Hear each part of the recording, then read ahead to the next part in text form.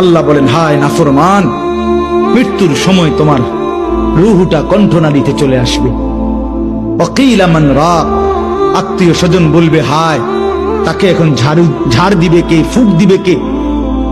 ডাকো, ওজা ডাকো, বৈদ্য ডাকো, কবিরাজ ডাকো, ডাক্তার ডাকো। ওয়াযান্না আন্নাহুল ফিরাক, আল্লাহ বলে কিন্তু সে বুঝে ফেলবে আজ তাকে সত্যি সত্যি দুনিয়া থেকে চলেই যেতে হবে। আত্মীয় স্বজন চিল্লাইলে কি হবে? ওই বুঝে ফেলছে মালাকুল মউত চলে আসছে। অলতাফাতিস সাকু বিসাক, আল্লাহ বলেন ভয়ে আর আতঙ্কে লোকটা দুইটা পাও, গোড়ালি, পায়ের গোছা, পায়ের গোড়ালি একটা একটার সাথে এইভাবে লাগায় রাখবে। এক সুতা নড়াচড়াও করবার মতো হিম্মত, সাহস, শক্তি তার দেহে আর থাকবে। ইলা রব্বিকা ইয়াউমা ইদিনিল মাসাক, এই অবস্থাতেই নাফরমান আমি আল্লাহর কাছে ফিরতে হবে। আল্লাহকে বন্ধু বানাই, আল্লাহকে বন্ধু বানাই। আমি আল্লাহর চাইতে প্রিয় আর কি, আল্লাহর চাইতে আপন আর কি? হাজাত রাওয়া সমস্ত প্রয়োজন পূরণকারী, রাতের অন্ধকারে দিনের আলোতে, সুখে কিংবা দুঃখে, যখন যে মৃত্যু আসবে তো এক মুহূর্তেই তোমার জীবনের সব স্পন্দন থামায় দিবে।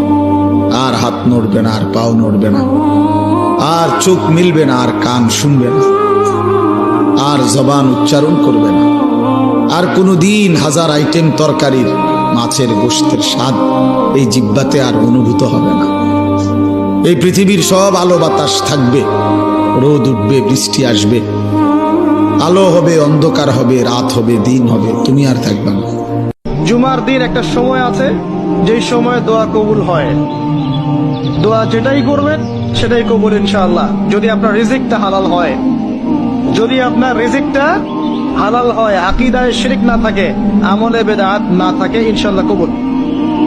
সময়টা হচ্ছে ইমাম খুতবা শুরু করার পর থেকে সালাম ফেরানো পর্যন্ত, এই সংক্ষিপ্ত সময়। যতবার পাপ হবে ততবার নামাজে দাঁড়াবেন, ততবার ওযু করবেন, ততবার দুই রাকাত নামাজ পড়বেন এবং আল্লাহর কাছে ক্ষমা চাইবেন, ইনশাআল্লাহ আল্লাহ মাফ করবেন।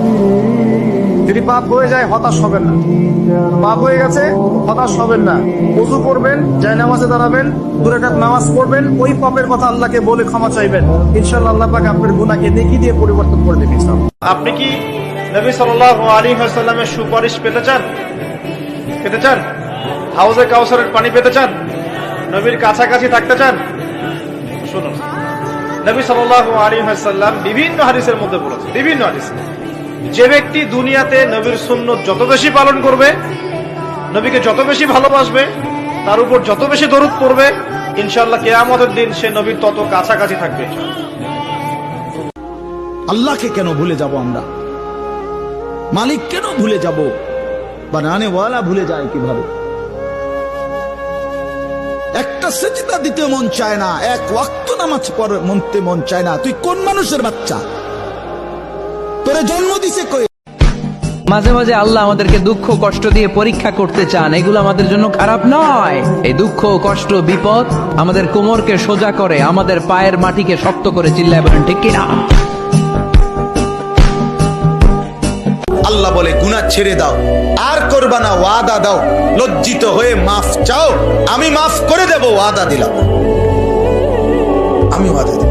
বান্দা যখন বলে আল্লাহ এই গুনাহ আর করব না, এই গুনাহ ছেড়ে দিলাম, আমি লজ্জিত মাওলা, আপনি মাফ করে দেন, আর শাজিম থেকে মালিক বলে যাও বান্দা মাফ করে দিলেন। যদি বলি আল্লাহ অনেক গুনাহ তো একসাথে, আল্লাহ বলে একসাথে, একসাথে যা বেটা, একসাথে বেটা।